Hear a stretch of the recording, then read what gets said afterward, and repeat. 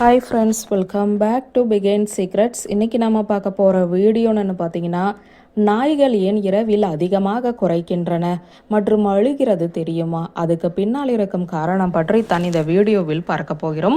பல நூற்றாண்டுகளாகவே நாய்கள் மனிதர்களின் விசுவாசமுள்ள செல்ல பிராணியாகவும் தோழர்களாகவும் இருந்து வருகின்றன. நாய்கள் பல வழிகளில் மனிதர்களுக்கு உதவினாலும் அவற்றின் இரவு செயல்பாடுகள் பெரும்பாலும் மனிதர்களுக்கு தொந்தரவு செய்பவையாகவே இருக்கின்றன. இரவு நேரத்தில் தூங்கும் போது படம் பார்க்கும்போது நாய்கள் வெறித்தனமாக குலைப்பது எரிச்சல் அடைய வைக்கும். பகல் நேரத்தில் அமைதியாக இருக்கும் நாய்கள் இரவில் என அதிகமாக சத்தமிடுகின்றன என்ற கேள்வி நமக்குள் நிச்சயம் எழுந்திருக்கும். தெருநாய்கள் இரவில் ஏன் அதிகம் குலைக்கின்றன அல்லது அழுகின்றன என்றால் கேள்விக்கான பதில் அது எப்போதுமே அழுகையோ அல்லது ஒரு துயர அழைப்போ அல்லது மாறாக அவற்றுக்கான ஒரு தொடர்பு ஊடகம். இது குறிப்பிட்ட நாய் இனங்களுக்கோ அல்லது தெருநாய்களுக்கு மட்டுமே உரியது அல்ல.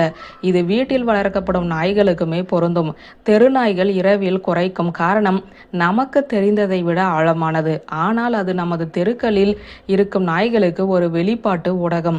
அந்தந்த பிரதேசங்களில் தங்களை நிலைநிறுத்தி கொண்டு அவர்களுக்குள் இருக்கும் வளங்களை அது பாதுகாக்கிறது.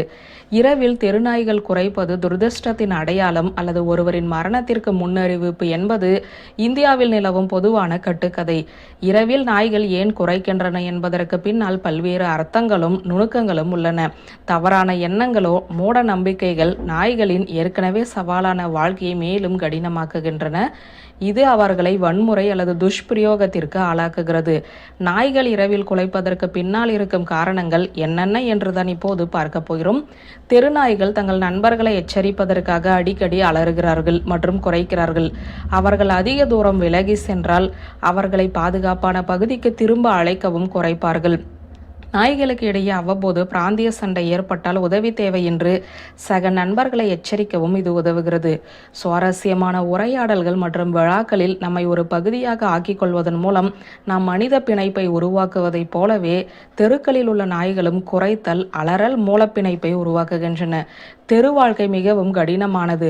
பிராந்தியத்திற்காகவும் உணவுக்காகவும் வழக்கமான சண்டைகள், சவாலான வானிலை மற்றும் விபத்துக்கள் முதல் மனிதர்களால் நடத்தப்படும் மோசமான நடத்தை வரை நம் தெருக்களில் இருக்கும் ஒவ்வொரு நாளும் பல இன்னல்களை எதிர்கொள்கின்றன. அலறல் மற்றும் குறைத்தல் என்பது உடல் வலியோ அல்லது அவர்களின் சூழலின் அசாதாரணமான ஒன்றை கண்டறிவதற்கான பதட்டம் ஆகியவற்றின் வெளிப்பாடாகும். தெருநாய்கள் இரவில் குறைப்பதற்கான முக்கிய காரணங்களில் ஒன்று ஆதிக்கம். பாதுகாப்பிற்காகத்தான். சத்தமாக குறைப்பது, அழுவது அல்லது அலறுவது ஆகியவை தெருக்கள் மற்ற நாய்களுக்கு எதிராக தங்கள் எல்லைகளை குறிக்கும் மற்றும் பாதுகாக்கும் வழிகளாகும். இது அவர்களின் உரிமை கோரப்பட்ட பகுதியின் மீதான அதிகாரத்தை காட்டுவதாகும். மேலும் ஊடுருவலோ அல்லது ஏதேனும் அச்சுறுத்தல் இருப்பதற்கான சாத்தியக்கூறுகள் இருப்பதாக நண்பர்கள் பாதுகாப்புடன் இருக்க வேண்டும் என்பதற்கான அழைப்பு என்றும் சொல்லலாம். தெருக்களில் வாழ்க்கை சமூக விலங்குகளின் உள்ளுணர்வு மற்றும் அவற்றின் சூழலுக்கு எதிர்வினைகளை வலிமையாக்குகின்றன. இந்த உள்ளுணர்வுகள் வெளிப்புற மற்றும் பாதிப்பு இல்லாத சத்தத்தால் எளிதில் தூண்டப்படலாம். சைரன்கள், வாகன ஹாரன்கள், பட்டாசுகள் வெடிக்கும் சத்தம் அல்லது உங்கள் வீடுகளில் ஒலிக்கும் இசை கூட உங்கள் பகுதியில் இரவில் நாய்கள் குறைப்பதற்கு ஒரு காரணமாக இருக்கலாம்.